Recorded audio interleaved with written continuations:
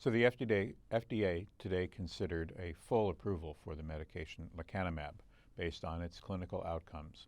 This is an important step because lecanemab has actually been shown to slow the progression of Alzheimer's symptoms in a large-scale clinical trial. So this full approval of lecanemab was based on an 18-month-long study that involved at least 5 clinical outcomes, things like the person's global level of function, their scores on memory and related tests, and so forth, their function in everyday life.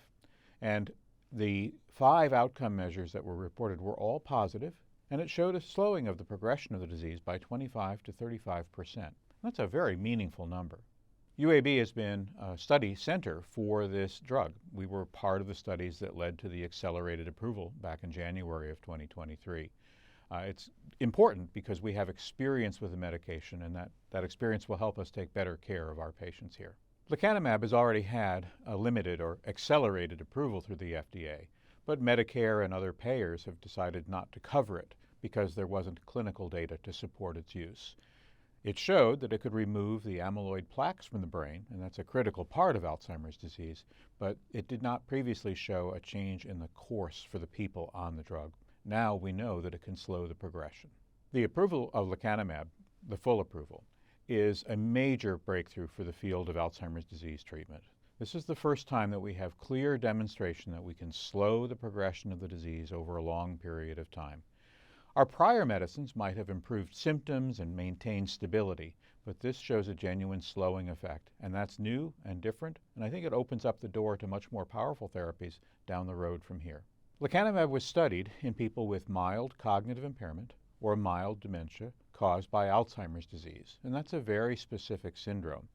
We had to validate the presence of the Alzheimer's disease through things like biomarker testing, spinal taps or PET scans, and I think that will continue to be a requirement for use of lecanemab in the general patient population. Lecanemab appears to be a powerful medicine for slowing the course of Alzheimer's disease, but it's not for everyone. For instance, it can't be taken by people who cannot receive MRI scans, and it can't be taken by people who receive ongoing treatment with blood thinners because of the risk for complications.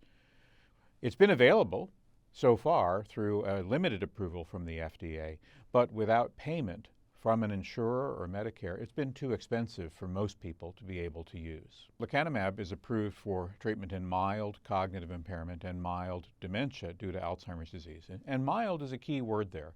We know that once the disease progresses to more advanced stages, that there's perhaps too much pathology there for the medication to treat. Many people, many families are missing those early stages, thinking they're a part of everyday aging. But it's important for someone who's experiencing changes in memory, persistent changes in memory, to be evaluated to see if they might benefit from this medication. Alzheimer's disease is characterized by the buildup of a protein in the brain called amyloid, and it forms together in clumps that we call plaques. Lecanemab is an antibody, the same kind of thing that we use to fight off infections, but it's been engineered to grab onto the amyloid protein and remove the plaques from the brain. We know that's an important step in slowing the progression of Alzheimer's disease. Lecanemab slows the progression of Alzheimer's disease by removing the pathology from the brain. We can see on things like PET scans that the amyloid plaques are removed over the course of therapy. But this medicine does not restore the health of the brain cells that have been lost, and so the illness is still present and will still progress, but more slowly on treatment than without. A medicine that slows progression in Alzheimer's disease helps people maintain their independence, and that's a goal for nearly everyone. They maintain daily function, being able to do things on their own instead of depending on others for a longer period of time. Lecanemab is an intravenous medicine, and it will need to be administered in infusion centers. The dosing is every 2 weeks, so it involves a significant time commitment from the patients and their families.